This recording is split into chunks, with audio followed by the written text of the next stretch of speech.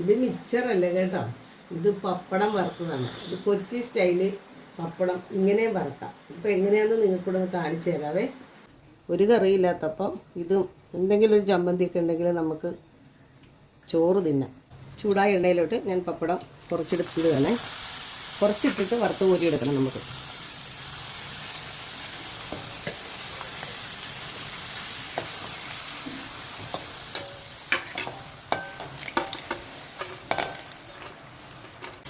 അങ്ങനെ പപ്പടം എല്ലാം നമ്മൾ വറുത്ത് കോരിയേ.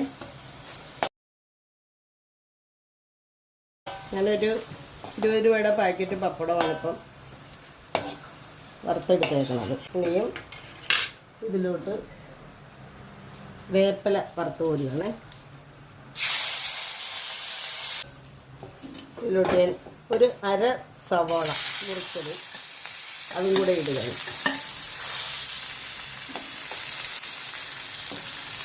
സവാള കൂടല്ല കേട്ടോ, ഇത്രയും മതി. പപ്പടത്തിന് ഉപ്പുള്ളതുകൊണ്ട് ഉപ്പൊന്നും ചേർക്കുന്നില്ല ഞാൻ. ഉള്ളി നന്നായിട്ട് മൂത്ത് വന്നിട്ടുണ്ട്. അതിനകത്തോട്ട് ഞാനൊരു വലിയ സ്പൂൺ മുളക് പൊടി ഇടുകയാണ്. മുളക് പൊടി മൂത്ത് വന്നിട്ടുണ്ട്. അതിനകത്തോട്ട് നമ്മുടെ വറുത്ത പപ്പടം ചേർക്കുകയാണ്.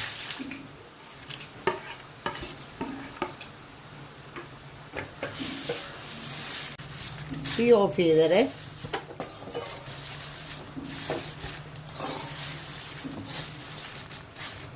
ഇന്നിവിടെ നല്ല മഴയാണ്. മാർക്കറ്റിലൊന്നും പോകാൻ പറ്റണില്ല. പോയാലും മീനൊന്നും കാണുകയില്ല ചിലപ്പം ഈ കോരിച്ചിരുന്ന മഴയ്ക്ക്. അപ്പോൾ ഇന്ന് ഉച്ചക്കലത്തെ ചോറിന് ഞങ്ങളുടെ കറി ഇതും പാവക്ക തീയൽ വെച്ചതാണ് ഇന്നലത്തെ. ഇത് രണ്ടുമാണ് ഇന്നത്തെ ഞങ്ങളുടെ കറി. ഇത് നന്നായിട്ട് തണുത്ത് കഴിയുമ്പോൾ കുപ്പിയിലാക്കി മേശപ്പുറത്ത് വെക്കും. ഇവിടെ മിക്ക വീടുകളിലെ മേശപ്പുറത്ത് ചെല്ലുമ്പം ഒരു കുപ്പിയിൽ പപ്പടം വറുത്തതുണ്ടാവും, ഒരു കുപ്പിയിൽ ഉണക്കച്ചെമ്മീൻ വറുത്തതുണ്ടാവും. ഇതൊക്കെ ഉണ്ടെങ്കിൽ തന്നെ ഒരുവിധമൊക്കെ നമുക്ക് അഡ്ജസ്റ്റ് ചെയ്ത് പോവാം.